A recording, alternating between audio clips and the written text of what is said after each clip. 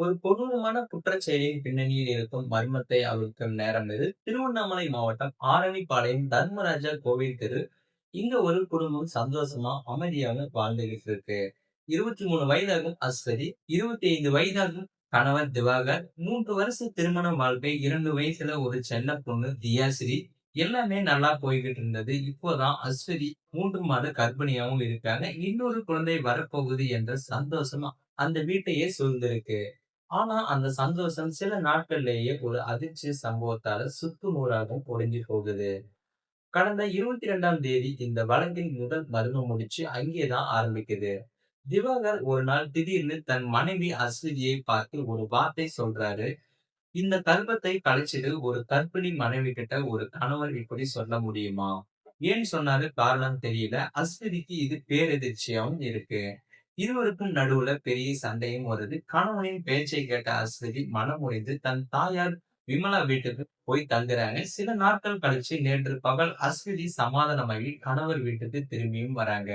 ஆனா அங்க திவாகர் மட்டும் அதே பேச்சை பேசுறாரு. இந்த குழந்தை நமக்கு வேண்டாம், கலைச்சிடுது. திரும்பவும் தகராறு பண்றாரு. மனதளவில் உடைஞ்சு போன அஸ்வினி எனக்கு உடம்பு சரியில்லை, கொஞ்சம் ரெஸ்ட் எடுக்கிறேன்னு சொல்லிட்டு அறைக்குள்ள போறாங்க.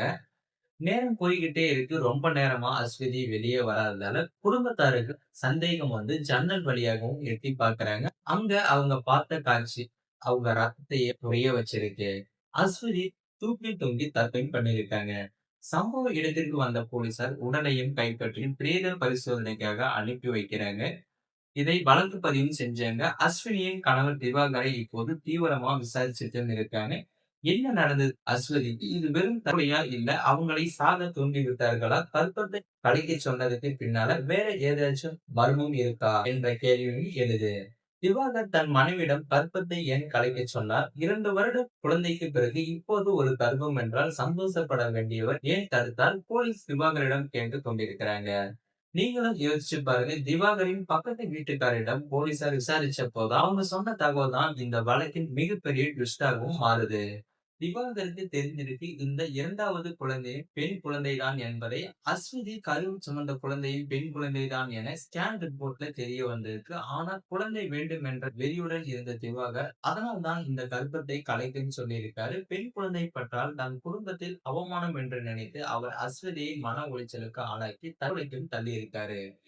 அஸ்வதிக்கு நடந்தது வெறும் தற்கொலை இல்லை, அவர் ஆண் வாரிசு வெறியின் முதல் பலி. இந்த சம்பவம் ஆரணிப்பாளையத்தில் ஒரு குடும்பத்தை குலுக்கி எடுத்திருக்கு. ஒரு உயிரை பறித்ததற்கு, ஒரு 2 வயசு குழந்தைக்கு தாயை இல்லாமல் ஆக்கியிருக்கு. நண்பர்களே, இத பத்தி நீங்க என்ன நினைக்கிறீங்க? உங்களுடைய கருத்துக்களை கமெண்ட்ல பதிவு பண்ணுங்க. மீண்டும் ஒரு பயங்கரமான கிரைம் கதையோட மீண்டும் உங்களை சந்திக்கிறேன்.